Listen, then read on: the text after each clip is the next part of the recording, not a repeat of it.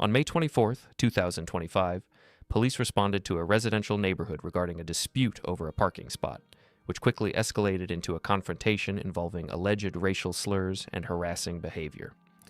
This incident serves as a powerful case study in how minor civil disagreements, like who parks where, can spiral into criminal charges when boundaries of speech and conduct are crossed. It also highlights the critical legal distinction between being an annoying neighbor and committing disorderly conduct.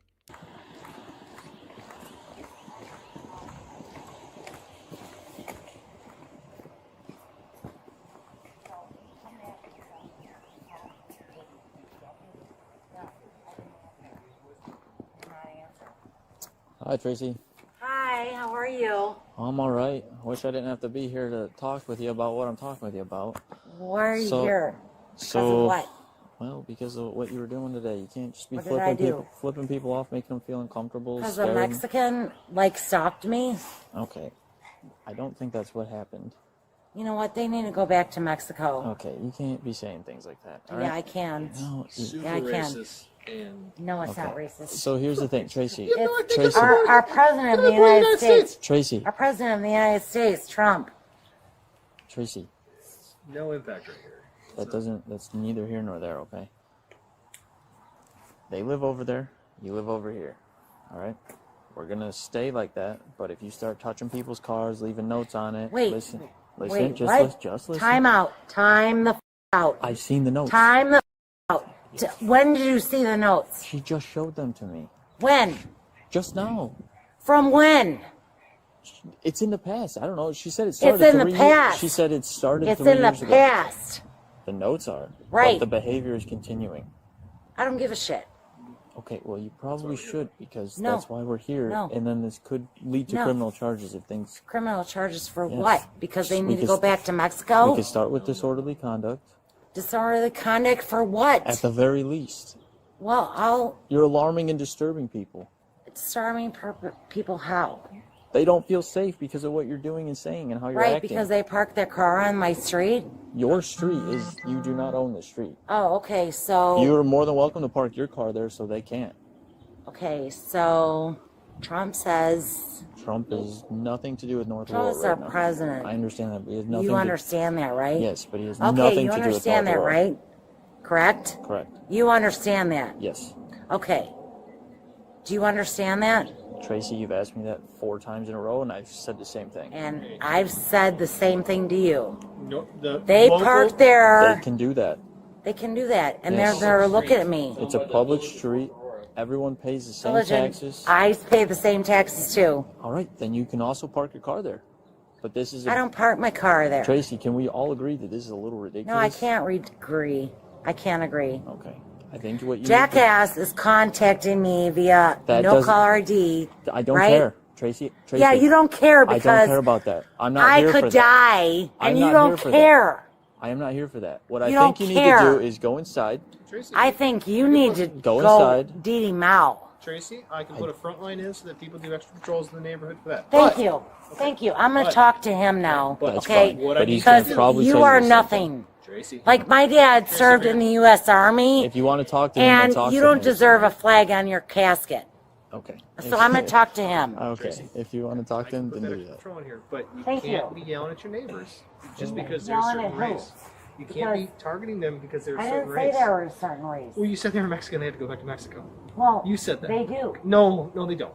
They're citizens here. Well, they can stay here. Are they citizens? How would you know that? How do you know that? 'Cause I can't assume that they're not citizens. If someone's here, I just assume So they're citizens maybe until you I need have to go evidence of down it. there and How do I know find you're out- how do I know you're a citizen? Because my dad served in the United States Army. That doesn't What if mean their you're a parents served in the citizen. United States I'm a Army? citizen. But how do I know you are compared to them? Exactly. So then, should we send you back to wherever your ancestors are? Where am I? I'm in the United States of So are America. they. So where are they? I'm not talking to you. They're in the United by the States of way, America. That's I'm fine. not talking to you. You can't I appreciate target that. them and- Yeah, I appreciate that too. All right. Tracy, I've never seen you. he's sleeping anyways. Don't worry about it. I'm gonna talk to you. You can't. My dad served the United States Army We appreciate and his fought for our service. country. We appreciate that. That's right. That's I have to allow Agent Orange, certain by the way, freedoms you in this little country. millennial. And you can't be You're a restricting- fucking millennial Okay. that Tracy. Keep smiling. Tracy. Keep smiling. Tracy. My dad, I have wasn't Agent talking. Orange. I have Agent Orange in my bloodstream. Okay. You weren't even born when my dad served our country. Correct. You are. Correct. You are more than correct. So you got me on video? Yes. All right, I'm not talking to you anymore. Right. You've said that a couple times. I'm not now. talking to you. You're a little millennial. You're good to go. All right. So you're being cited for disorderly conduct. It's a must appear. Okay. So June 18th, you have to go to the Northfield Police Department and talk to them about your behavior. Didi Mao. Don't know what you're saying.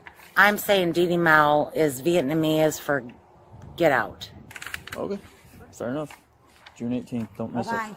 The core of this encounter revolves around the legal concept of fighting words versus protected speech. The First Amendment provides robust protection for offensive, rude, and even racist speech. However, that protection is not absolute. When speech is directed at a specific individual in a face-to-face confrontation and is likely to provoke an immediate violent reaction or breach of the peace, it moves into the territory of disorderly conduct. In this video, the neighbor is accused of not just making comments, but also leaving notes, flipping people off, and engaging in targeted harassment. Police officers on the scene are tasked with determining if the behavior has crossed the line from unneighborly to criminal. The officer explains that while the neighbor cannot be arrested solely for her opinions on immigration or national politics, she can be cited for conduct that alarms and disturbs others to the point where they feel unsafe. This is a crucial distinction. The law focuses on the impact of the behavior on the peace of the community, rather than the specific content of the political opinion. The suspect attempts to use political affiliation and family history as a shield against legal accountability. She repeatedly invokes the president and her father's military service as if these facts grant her immunity from local ordinances. This is a common behavioral pattern in police interactions where a suspect feels their social status or ideological alignment should override the immediate legal reality. From a legal perspective, however, neither a parent's service record nor a political endorsement provides a defense against a disorderly conduct charge. The officer patiently but firmly dismantles this defense, explaining that neither here nor there is the legal standard for such justifications. A significant portion of the interaction involves the officer trying to de-escalate the situation through reasoning. He attempts to explain property rights, specifically that public streets are public and anyone can park there. The suspect's refusal to accept this legal fact is what keeps the conflict alive. By insisting that they live over there, you live over here, she is attempting to enforce a boundary that does not exist in law. This refusal to accept legal reality is often what forces officers to move from mediation to enforcement. If a person cannot be reasoned with regarding the law, the only tool left is the citation or arrest. The suspect's demeanor creates a totality of the circumstances that supports the disorderly conduct charge. She is argumentative, dismissive, and focuses on the race of her neighbors rather than the actual issue of parking. When the officer points out that her conduct is alarming and disturbing, he is essentially reading the elements of the disorderly conduct statute to her. Her response, mocking the officer and calling him a millennial, further cements the officer's decision. It demonstrates a lack of impulse control and a disregard for authority, suggesting that a warning would not be sufficient to stop the behavior. Can you show you it? The text. Yeah, let's take a look. It's not like I'm afraid. Please, out of my house. You invited us in, man. Yeah, you just asked us to come in. No, I'm not mad at you guys. No, it's cool. Here you go. On a quiet morning that spiraled into a chaotic scene involving a taser deployment, law enforcement officers responded to a residential neighborhood following a complaint about a neighbor allegedly making threats. What began as a standard dispute investigation rapidly evolved into a high-stakes encounter inside a private residence, illustrating how quickly a civil disagreement can transition into a multi-charge arrest when intoxication and poor decision-making collide. This incident serves as a critical case study in the legal mechanics of resisting arrest, the constitutional nuances of home entry, and the severe consequences of attempting to disarm a law enforcement officer. Okay. I don't believe in those. I don't mean it that way. What I mean is he is a bad neighbor. Maybe better said that way, right? I'm just trying to figure out, because he said up until today He's seen you go past, and you've always waved at each other and everything, and he's Yeah, well, here's what the mistake he made. okay. I'm going to tell you what. Watch this. I said, as I nearly blew his dog out. You saw that, right? I'm like, dude, I don't want any dogs to die. I've been through that pain. Right. I picked off a dog in Princeton. I picked off a dying dog, bleeding out of his fucking mouth, and a little girl coming, 23-year-old girl coming. I hate to pick that fucker up. I said, I don't want to see that shit again. I said, I don't want to see that again. So this is what I told him. I said, dude, I don't want to see that. I don't want to see a dog get hit. So he never really got it. And so I therefore, I'm like, you're not getting this shit, man. So I upped my game. I'm like, do you not realize your dog gonna fucking die, bro? Has a dog come out since then? Well, he came out, and I'm like, oh, dang, it's cool. It's a very long list of what he's done to me and my family. Okay. Dude, I didn't touch him. Well, he was frightened enough that he said he went into the house and called us. So. I know what he did. Because here's what people do. And when they're chicken shit, you know what they do? Call the police. Call the popo. Well, Call I would rather them call us than have something happen to somebody. Call the 5-0. Yeah, absolutely. Because you know what? And that's cool.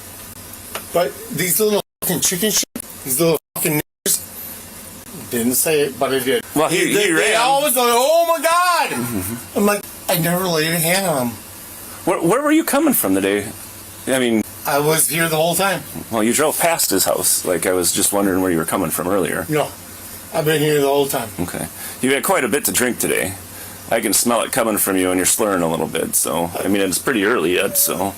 It doesn't matter. I've been here the whole time. Okay, well, sometimes it affects your judgment, if you've had a lot of alcohol. I get that. Yep. And you know what? I'm even smarter than you are. Okay. I get that. Is this, are you having a bad time of it or something? Is this... You have no clue, bro. Okay. You have no clue, bro. Okay. So, here's what we gotta do. Like, I'm outie. He hurt my dad. Okay. My dad, and he's fighting a battle on his own. Okay. And he's hurt him over and over and over again. I think you definitely need to leave him alone. He was frightened by some of the stuff that you said. Well, I'm sure he is. But you know what? If you don't tell people this, I'm going to tell you something in life. I'm big, right? I'm bad, right? I have the biggest heart in the world. Scott, I'm gonna say something though. So I've been doing this job for quite a while, and so has Deputy Zoomer. Yeah, I respect that. And I can tell you that you're pretty intoxicated right now. I would agree. And I would agree. Sometimes you make poor judgments when you're intoxicated, where I think if you were sober, you probably would have handled that differently, or not handled it at all. I would agree, but yet disagree. Okay. Because you know what? I did that. There's only one reason I did that, for my dad. Okay. Well, and your dad's old enough. I know your dad. He can handle his own situation too with him if he needs to. So. But you shouldn't be doing it when you're intoxicated. If you want to have a civil conversation with somebody when you're sober, that's the time to do it. Okay? Fair enough. You understand? Fair enough. All right. So here's the issue. Yes, sir. I want you to listen to me now. I'm going to need you to turn around, put your hands behind your back. You're under arrest for disorderly conduct. Whoa. Turn around. If you resist, I will send my dog and he will bite you. Turn around. This is what it is. Turn around. Wait a minute. No, you're gonna fucking tased. You're gonna get tased. Get on the ground.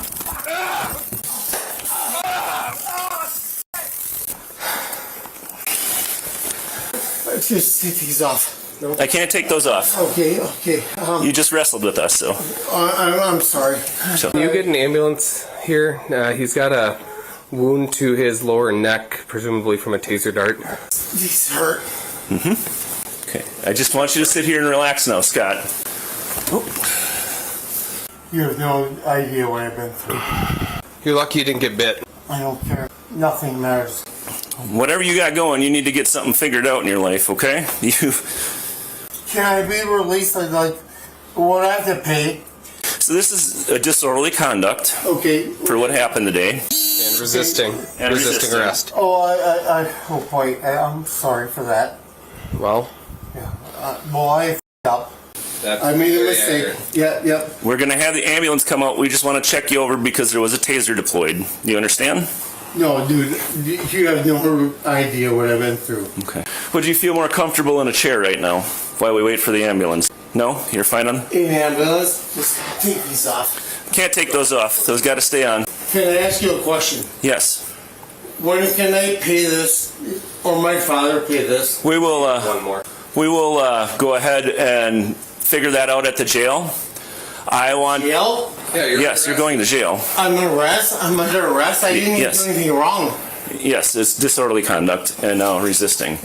So we'll figure that out up at the jail, and then I want to make sure that you sober up before you're released. That is the biggest thing I'm concerned about right now. No, this is my farm.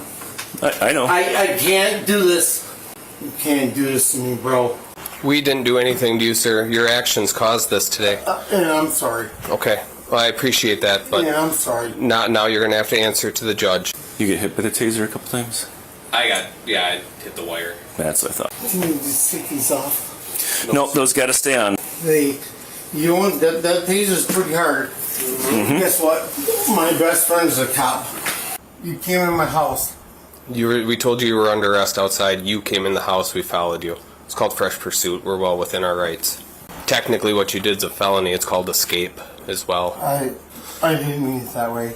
It doesn't matter how you meant it. I'm sorry. Okay. Well, I appreciate that. I didn't mean to hurt anybody. We don't want to wrestle with anybody, but you got to go along with the program when we're here. Yeah, I get it. Were you drinking last night, or is this all from the day? No, it was you have no idea what pencils are about. Okay. Well, I'm going to suggest that you maybe figure things out in your life and seek counseling if you're drinking as much as you are, because you're very intoxicated for 11 o'clock in the morning. Yeah, but guess what? This is probably why you're sitting here right now in cuffs. I'm not driving, right? Well, I think you were, but we're not gonna go down that road. No, I was not driving. I was not driving. He saw you do it. But well, he Scott, listen. Don't lie to me. I'm not doing anything with an OWI, so you don't have to worry about that anyway. But I know you were driving, so I'm kind of concerned about that as well. You need to think about your actions there. You could have hurt somebody. You can't be driving like this. Can you please take these off? No, those got to stay on. Oh boy. We'll get them off when we get up to the jail. Can you drive me back here? No. You'll see the judge tomorrow afternoon, probably. And then it'll be up to you to get back here yourself. Can you sit up and just stop moving around? I'm trying, dude. Which way do you want to sit? You're not giving me very much possibility. We're giving you every possibility in the book except for taking your handcuffs off. I just don't want your head to hit this cabinet. So why don't we sit up on your butt and lean up against this cabinet? Disorderly conduct, that's what you're gonna... Disorderly conduct and resisting. Resisting. Yep. Guys, did I feel you? I'm sorry, what were you just saying? That didn't make any sense. Did I make you guys feel like I was resisting? Yes. 100%. Absolutely. I'm sorry. What you did is the textbook definition of active resistance, which is why you got tased. I was just afraid of that teaser, that's all. You resisted for the taser? You resisted prior to the taser. Can you do me one favor? Here, my phone. What do you want with your phone? Here, my friend.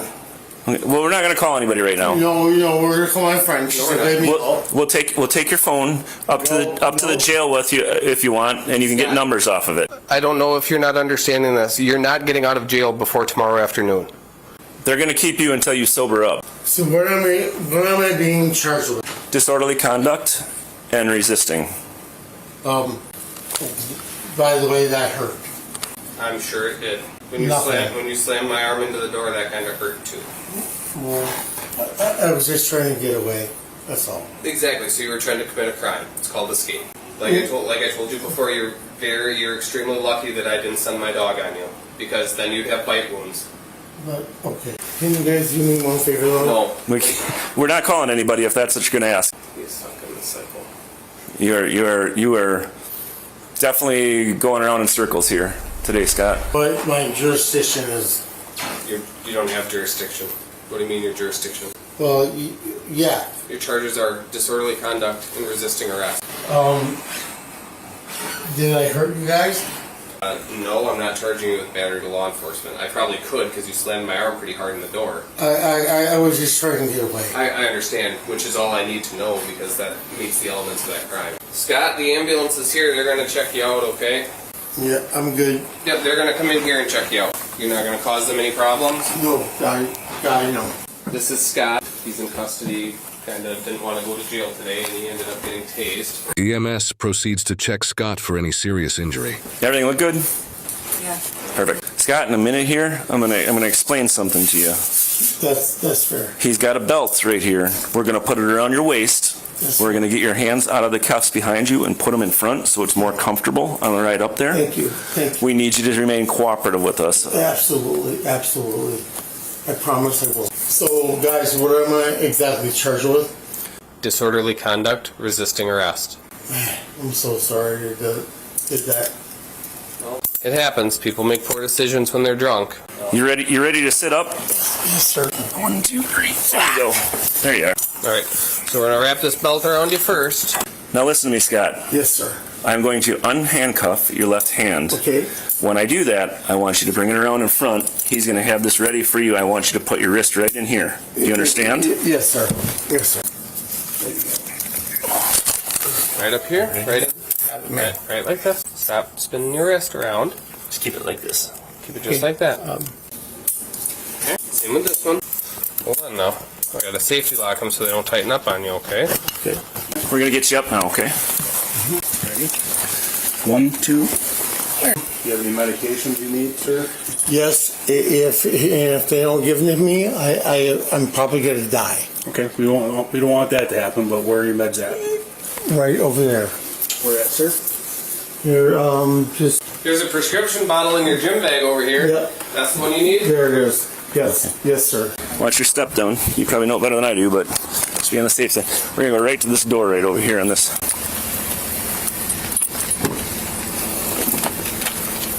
Watch your head, sir. There you go. It's much easier than sitting on your wrist, isn't it? There you go. Pick up your hands. Okay. Pick up your hands.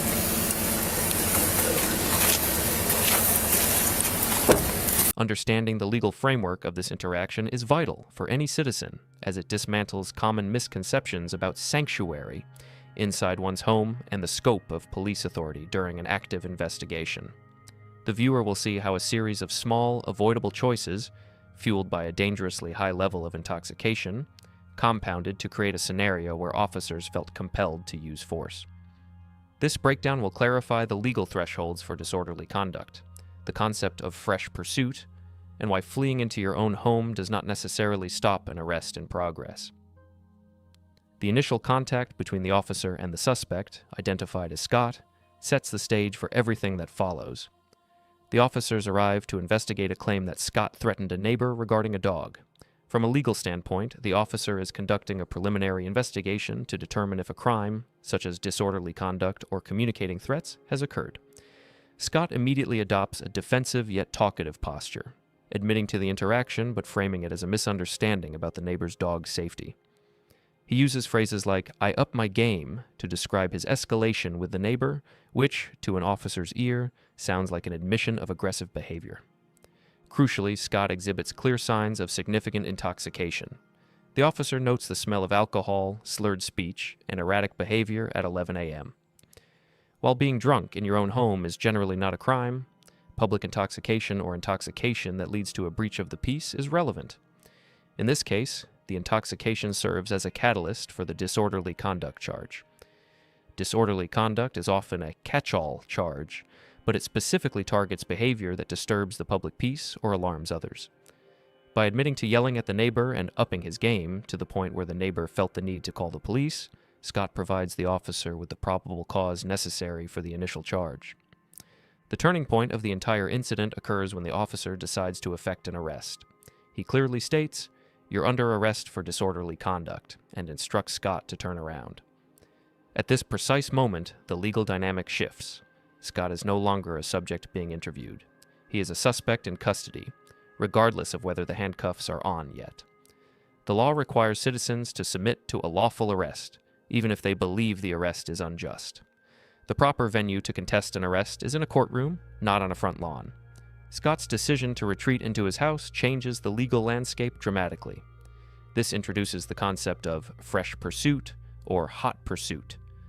Generally, under the Fourth Amendment and the Supreme Court ruling in Payton versus New York, police need a warrant to enter a private home to make a felony arrest.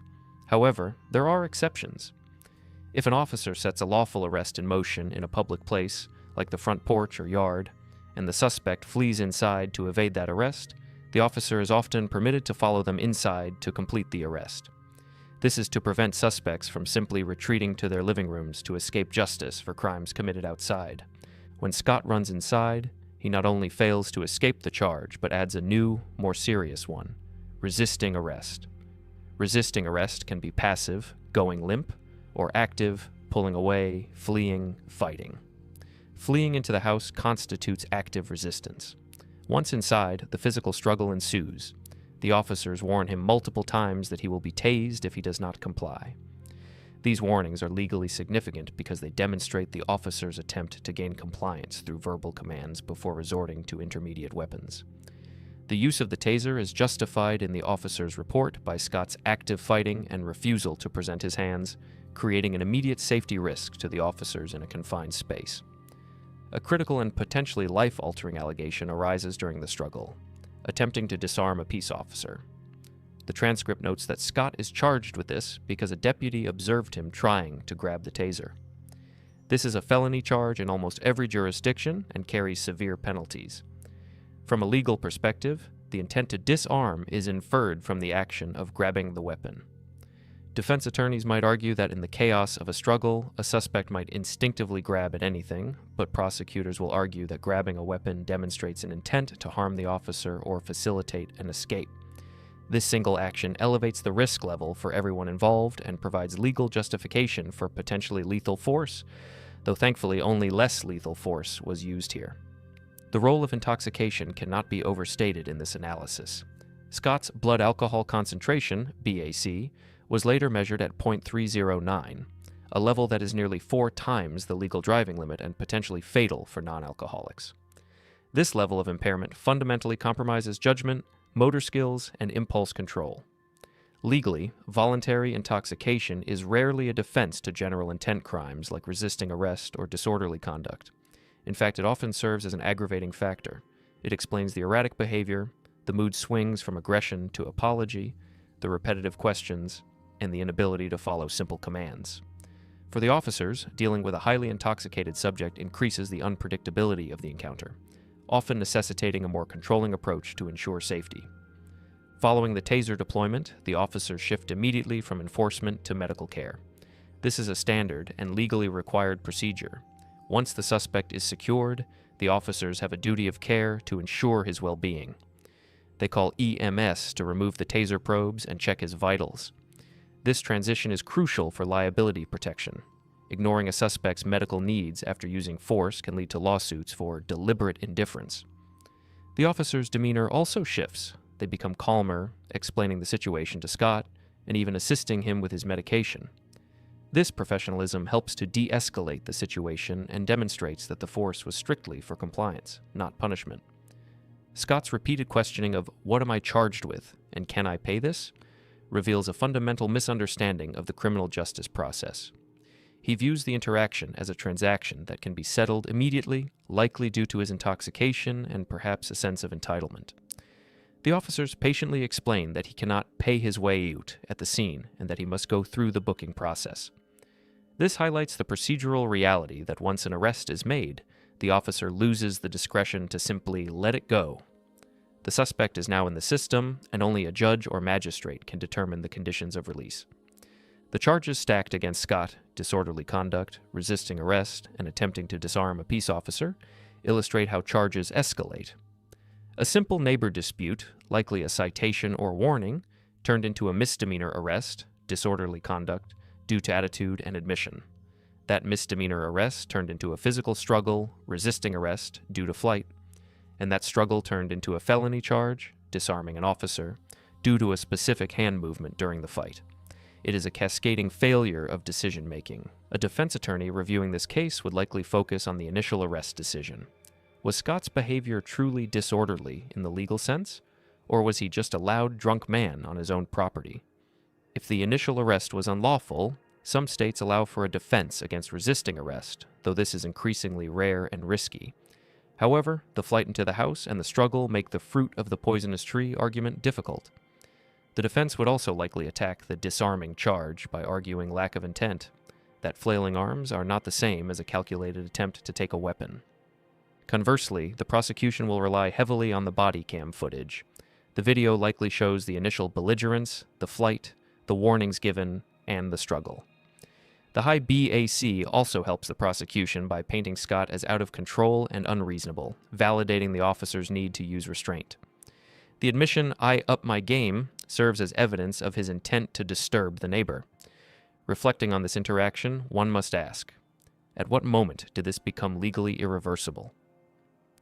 It was likely the moment Scott turned and ran inside after being told he was under arrest. Up until then, he might have been talked into handcuffs without force, or perhaps even issued a citation. The decision to flee turned a procedural encounter into a physical one. Furthermore, would silence have changed the outcome? Absolutely. If Scott had simply listened to the officer, acknowledged the complaint without admitting to upping his game, and gone inside to sleep it off, the officers might have left with a warning. His compulsion to explain and justify his actions provided the evidence needed to arrest him. The conclusion of this event serves as a stark reminder of the legal costs of emotional and intoxicated decisions. Scott woke up that morning presumably just annoyed at a neighbor. He went to sleep facing felony charges and a taser injury. The practical lesson here is clear. Alcohol and arguments are a dangerous mix, and arguing with law enforcement in your front yard is a losing strategy. When an officer issues a command, compliance is the only safe legal option. Every attempt to physically resist or flee only adds years to a potential sentence and risks physical injury. Ultimately, this video underscores the reality that the threshold for arrest is often lower than people think, and the consequences for resisting are much higher. It highlights the importance of emotional restraint and the severe liability that comes with touching a police officer or their equipment. For the viewer, the takeaway is simple. Protect your rights by remaining silent and compliant at the scene, and save your fight for the courtroom where it actually matters.